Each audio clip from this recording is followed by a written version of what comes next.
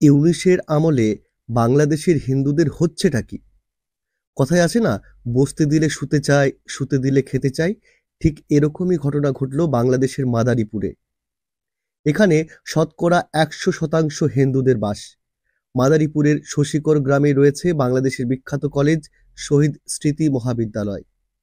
শহীদ স্মৃতি মহাবিদ্যালয়ের অধ্যক্ষ ডক্টর দুর্লভানন্দ বড়াইকে অধ্যক্ষের পদ থেকে পদত্যাগ করতে বাধ্য করল সেখানকার মুসলিম সম্প্রদায়। জোর করে অধ্যক্ষকে ইউএনএর অফিসে নিয়ে গিয়ে সেখানে ইউনূসের একজন সমন্বয়কারী ডক্টর বড়াইকে দুটো অপশন দেন। অপশন নাম্বার 1, মুসলিম সম্প্রদায়ের আজানের জন্য আপনি কলেজ ক্যাম্পাসে মাইক লাগাবেন। অপশন নাম্বার 2, মাইক না লাগাতে চাইলে আপনি অধ্যক্ষের পদ থেকে পদত্যাগ করবেন। হিন্দু ধর্মের কৃতি সন্তান ডক্টর বড়াই কলেজ ক্যাম্পাসে মাইক লাগাতে দেননি, চাকরি থেকে পদত্যাগ করেছেন। এটাই হিন্দু ধর্ম। কেমনভাবে এই ঘটনার সূত্রপাত ঘটল সবটাই জানাবো ডক্টর বাঙ্গাল ইউটিউব চ্যানেলে। আপনাকে স্বাগতম।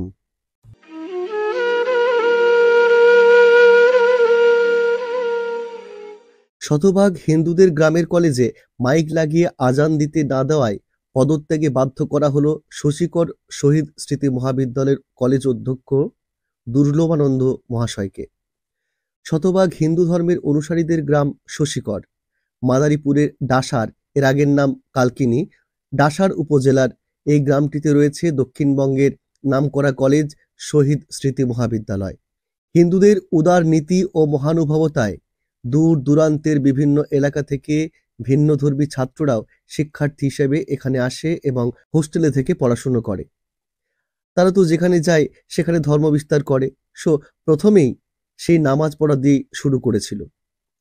হিন্দুরা মহান সাজতে ও সম্প্রীতি দেখাতে কলেজ ভবনের একটি অংশে তাদের নামাজ পড়ার একটা রুম দেয়।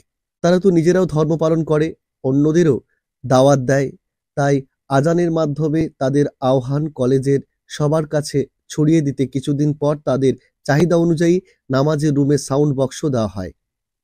কিছুদিন পর তারা আরও বেশি সোয়াব অর্জনের লক্ষ্যে পাশের গ্রামগুলোতে এবং অনলাইনে তাদের জাত ভাইদের সাথে এই শতভাগ হিন্দুর গ্রামে ধর্ম বিস্তারের ষড়যন্ত্র তৈরি করে ফেলে।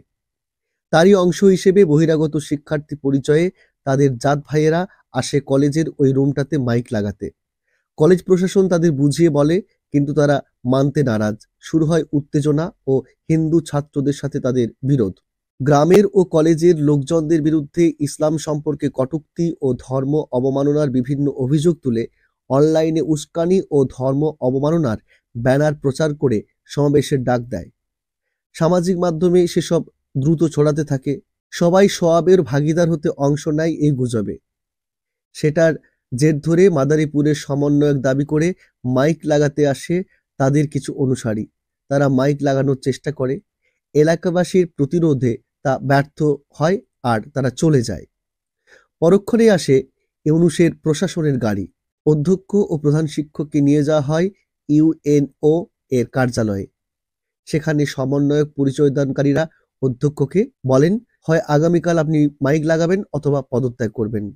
অধ্যক্ষ দুর্লভানন্দ পদত্যাগ করে চলে আসেন।